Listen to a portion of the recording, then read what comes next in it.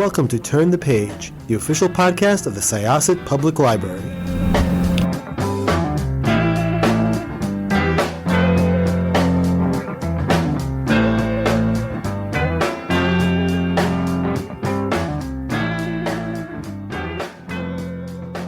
Hello, everyone, and welcome to Turn the Page. I'm Jen, your host for today, and I'm here with the author of a really, really fun and engaging new mystery.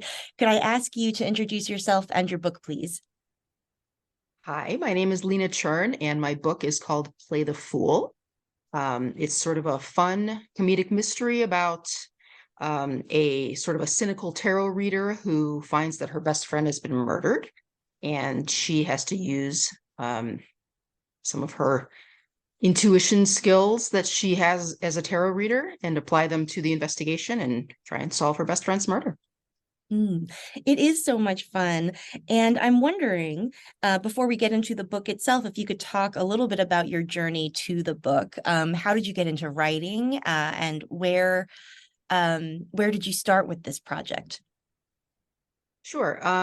Well, I kind of been trying to write for most of my life, like I think a lot of writers do, but didn't really get very far with it. I actually I actually started out writing poetry because I sillily thought it would be easier, which it was not.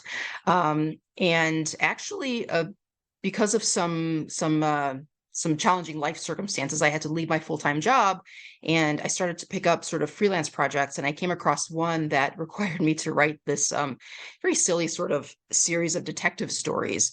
And because this was a very different experience for me, I kind of had to churn them out very quickly and not be too precious about how good they were. So I found that, oddly enough, not having to worry about something being perfect really kind of opened things up for me and made it a lot easier for me to write. So I had finally achieved something that I'd kind of been struggling all my life to achieve, which is basically that sort of pleasure of writing. I found myself actually staying up nights to write, which is something I had always wanted to do and never been able to do. So once that project was over and I realized that I actually could enjoy writing, I was motivated to try and start something on my own.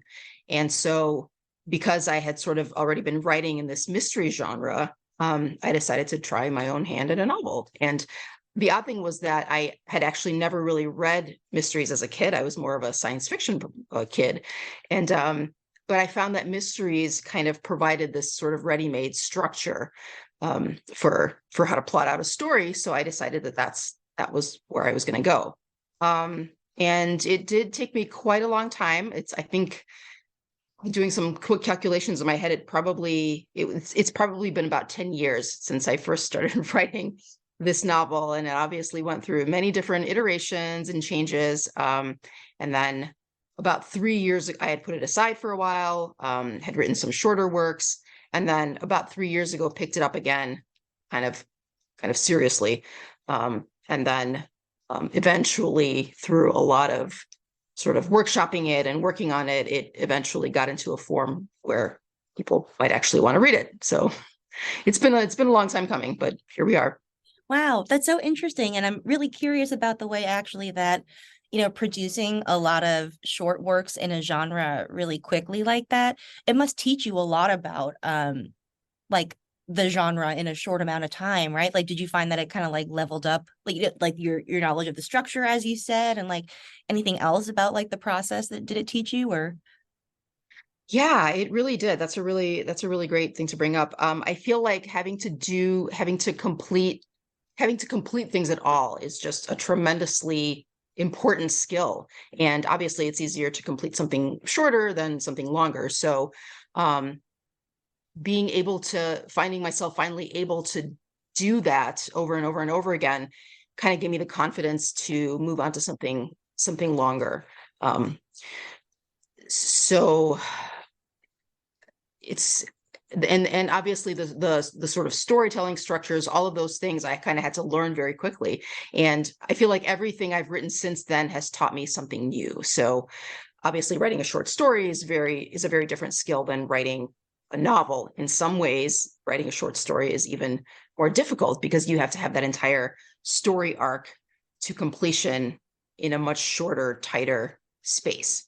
So I would say that that was a very, very useful thing for me to start with and helped me tremendously when I started to expand things into a novel. Hmm. All right. So yeah, let's talk about the novel. So Play the Fool. It's so much fun. And, I particularly love its protagonist, Katie True, which is a really great name for for a tarot card reader and somebody who's trying to ferret out the truth.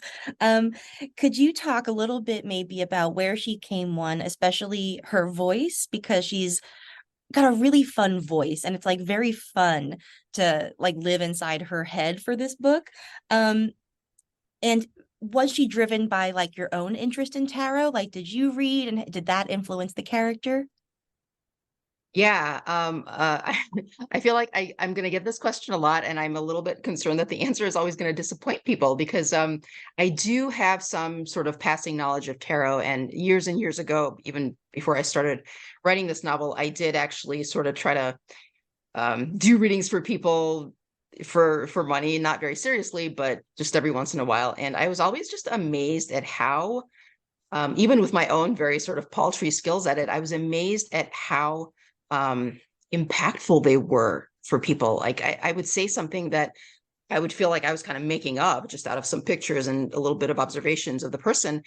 And they were like, "Oh my goodness, you're exactly right about that." And it just showed me something that I find really interesting about tarot cards. I don't feel like they're mystical or divine or predict the future or anything like that. I just feel like they're a great tool for kind of knocking you off kilter a little bit, just enough to kind of see your own situation in a new way. I feel like they're sort of a stand-in for people's natural tendency to create stories out of their own life. And so I've always sort of, even though I kind of put tarot aside for a while, I just had always found them really interesting. I found them to be sort of like a metaphor for how we approach our own situations. And once I was faced with this opportunity to create a novel, I decided that would be a really fascinating thing to kind of try and put in there because it's so fruitful. There's so many different directions that it can lead you to.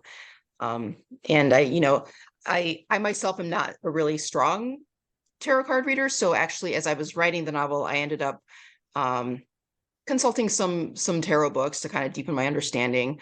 But it was important for me to sort of communicate some of what I had just described to you through Katie's character. I felt like I didn't really want her to be.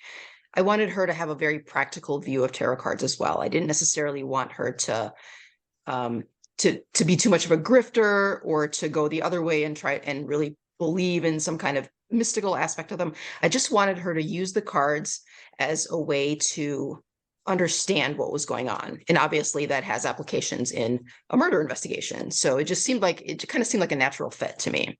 Mhm. Yeah, I love it. Like I love it as a motif and I love it as a way of like thinking through problems because a lot of what you said is very relatable to me because I've been fascinated with tarot like since childhood and I've collected decks and I've like tried my hand at reading and I'm like not very good. um but it is like just for me, I agree with you that I don't really like use it as an oracle or something to use the read the future but more as like a sort of self-reflection tool, like I'll pull a card and I'll, journal about it or just like think about like how to see things through that, perspective. And that feels like what Katie is doing through a lot of this. Yes, exactly. And I feel like just from the feedback I'm getting from some early readers, I feel like that's something that's really resonating with people. Like I feel certainly it might have been just as interesting to write it from a more or sort of mystical perspective, but I feel like that sort of practical application of it really appeals to a lot of people as well. I think a lot of people who are into tarot kind of think of it the way that you just described as sort of a self-reflection tool or a way to get some deeper understanding of maybe yourself or what's going on with you. Hmm. I love that you mentioned, the practical way that she uses it too, because it occurred to me while I was reading that the things that she's not trained, but the things that she does in order to read the cards and read people are sort of like similar to what a PI does, like because they read people's behavior and their responses to the cards or to what you say, if you're a PI. And I think that it's really funny, or not even funny, but just it's funny and like fascinating, because I love when like a person's in a mystery, like when a person's skills outside the norm make them a better investigator. Yeah, I find that really interesting too. Like I like to read all kinds of mysteries, but the ones where there are like trained cops or trained detectives have their own appeal. But I do enjoy the amateur sleuth mysteries because I really enjoy it's just sort of a different way of thinking about that whole investigative process. And if there's some kind of really interesting set of skills that's a little bit outside the norm, it's really sometimes it's really fun to see how the author kind of applies those skills to that particular situation. Mm, yeah, and it's done so well here. I'd Yeah. love to talk a little bit about her relationship with Marley, because Marley's also a really great character for the time that she's present, and she like they have a really good dynamic. And I'm wondering if you could talk a little bit maybe about like where that dynamic comes from, because they bond kind of quickly, and they see something in each other, and that's a lot of what drives Katie's actions. So yeah, how did like how you envision that relationship play into how the story developed, if that makes sense? Sure. Yeah, I feel like Marley was a really, really important part of this story. And oddly, she didn't start out that way. I feel like um the story kind of had to, how do I put this? She kind of had her role.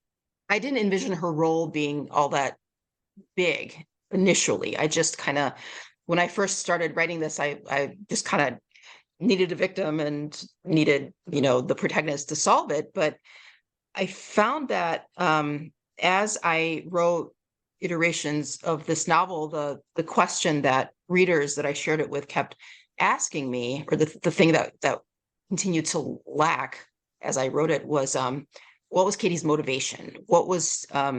Why was she getting involved in this murder? There really was no reason, because I think I kind of hadn't really thought it through.